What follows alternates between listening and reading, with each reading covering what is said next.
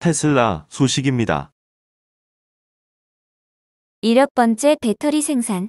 배터리 부문 성장세.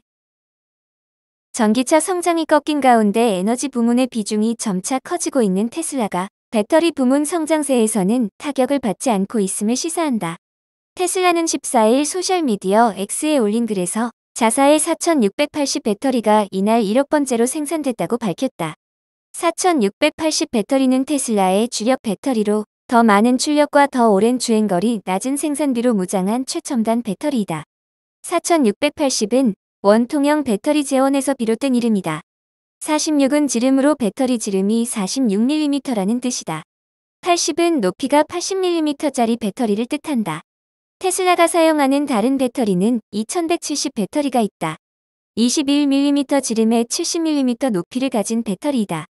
집에서 흔히 사용하는 일반적인 AA 배터리는 1450 배터리라고 할 수 있다.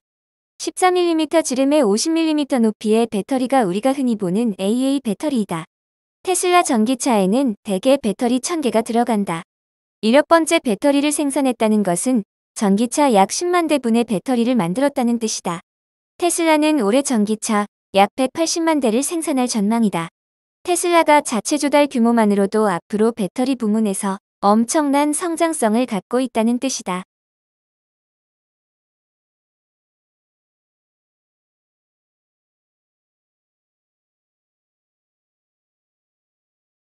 애플 소식입니다. 아이폰 16 사전 주문 부진, 주가 2.8% 하락. 16일 뉴욕증권거래소에서 애플의 주가는 전 거래일 대비 2.78% 하락한 216.32달러에 거래를 마쳤다. 애플 전문가인 TF 인터내셔널 증권 애널리스트인 권밍치는 고객에 보내는 메모를 통해 아이폰 16에 대한 수요가 예상보다 낮고 지난해 아이폰 15의 첫 주말 판매량보다 전년 대비 12% 감소했다고 밝혔다.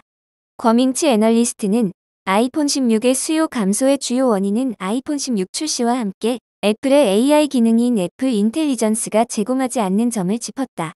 또 중국 시장에서 화웨이 등 경쟁사들의 선전도 아이폰 수요에 계속 영향을 미치고 있다고 분석했다. 아이폰 16은 지난주 13일부터 시작됐고 오는 20일 정식 출시된다. 다만 애플 인텔리전스 기능은 다음 달에 베타 버전으로 출시될 전망이다. 바클레이즈, JP모건도 배송 시간을 비교해 아이폰 16의 수요가 줄어들고 있다고 전망했다. 바클레이즈 애널리스트는 유통업체와의 대화와 주요 중국 전자상거래 사이트에 선주문 수치를 분석한 결과 총 선주문 수량은 처음 며칠 동안 전년 대비 감소했으며 특히 프로 모델 수요도 줄었다며 프로 모델은 전년 대비 두 자릿수 감소한 반면 기본 모델과 플러스 모델은 전년 대비 증가했다고 분석했다. 이어 중국어 버전의 애플 인텔리전스는 내년이 돼야 사용이 가능하기 때문에 아이폰 16에 대한 초기 열기를 꺾을 수 있다고 덧붙였다. JP모건은 배송 리드타임을 추적하면서 1주차 초기 리드타임은 아이폰 15와 비슷하게 나타나고 있지만 프로 모델의 경우 아이폰 15 시리즈에 비해 다소 약하게 시작하고 있다고 평가했다. 마이크로소프트 소식입니다. 80조 원 규모 사상 최대 자사주 매입. 배당도 10% 인상. 마이크로소프트가 3년 만에 다시 사상 최대 규모 자사주 매입을 발표했다. 또한 분기 배당 역시 10% 늘리기로 했다. 16일 로이터, 블룸버그 등에 따르면 MS는 이날 성명을 내고 최대 600억 달러 규모의 자사주 매입 프로그램을 실시한다고 밝혔다. 이는 지난 2021년 발표된 600억 달러 규모의 사상 최대 자사주 매입 프로그램을 대체하는 것이다. 또한 MS는 분기 배당을 현행 0.75달러에서 0.83달러로 10% 인상한다고 발표했다. 이에 오는 11월 21일 주주 명부에 등재된 주주들은 처음으로 인상되는 배당을 받게 된다. 이 같은 자사주 매입 및 배당 인상 소식에 MS 주가는 이날 장 마감 후 거래에서 0.7%가량 상승하고 있다.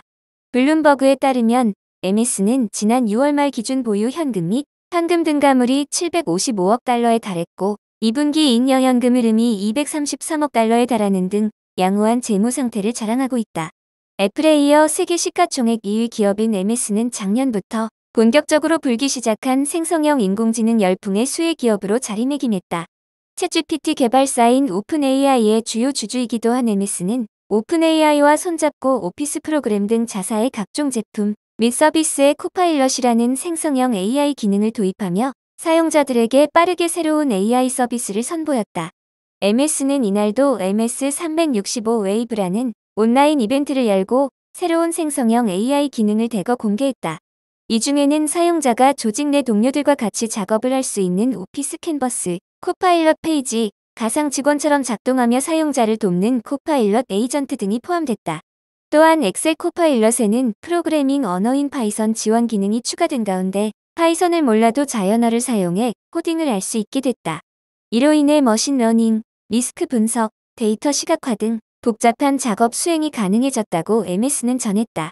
MS는 코파일럿 이용 고객이 크게 늘어나고 있는 가운데 매일 4억 명의 사람들이 코파일럿을 이용하고 일간 사용자 수가 전분기 대비 2배로 늘어나고 있다고 전했다.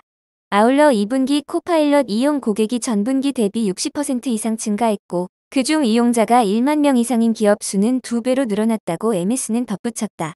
다만 MS는 지난 7월 발표한 2분기 실적이 전체적으로 예상을 상회했으나 클라우드, 애저 부문 실적이 예상치를 밑돈 가운데 그 실망감에 주가가 약세를 보이기도 했다.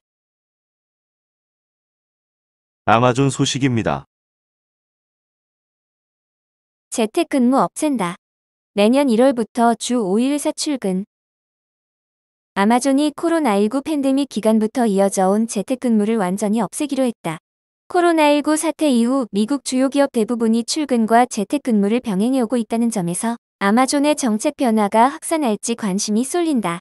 아마존 최고 경영자 앤디 제시 최고 경영자는 16일 전체 직원들에게 보낸 메모에서 주 5일 사무실 출근을 독려하며 내년 1월 2일부터 새로운 정책을 준수해야 한다고 밝혔다.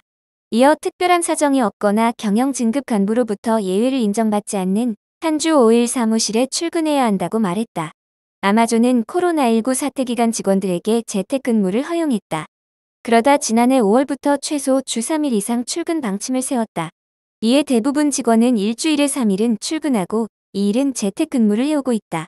제시 CEO는 지난 5년을 돌아보면 사무실에서 함께 일하는 장점이 많다고 우리는 계속 믿고 있다며 우리는 팀원들이 더 쉽게 학습하고 모델링하고 연습하고 우리의 문화를 강화할 수 있다는 것을 관찰했다고 설명했다. 또 협업과 브레인스토밍, 발명이 더 간단하고 효과적이며 서로 가르치고 배우는 것이 더 원활하고 팀 간 서로 더 잘 연결되는 경향이 있다고 덧붙였다. 그러면서 팬데믹 이전에는 일주일에 이틀 동안 원격으로 일할 수 있는 것이 당연한 일이 아니었고 앞으로도 그럴 것이라면서도 특별한 상황이 아니라면 사무실에 출근해야 할 것이라고 강조했다. 코로나19 사태 이후 대부분 기업이 출근과 재택근무를 병행하는 하이브리드 근무 체제를 유지해오고 있는 가운데 주 5일 출근 시행 방침을 밝힌 것은 주요 대기업으로는 아마존이 처음이다. 구글은 작년 4월부터 주 3일 출근 근무를 시작했고 애플과 메타도 각각 같은 해 9월부터 주 3일 사무실 근무를 해오고 있다. 이번 주 5일 출근 시행에 따른 직원들 반발도 예상된다. 아마존 직원들은 회사 측이 지난해 최소 주 3일 이상 출근 방침을 세우자 반발한 바 있다.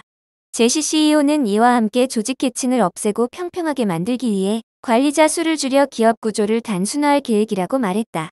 그러면서 우리는 세계 최대 규모의 스타트업처럼 운영되기를 원한다며 이는 고객을 위해 끊임없이 발명하려는 열정, 강한 긴박감, 높은 주인의식, 빠른 의사결정, 긴밀한 협업, 서로를 향한 헌신적인 노력을 의미한다고 덧붙였다.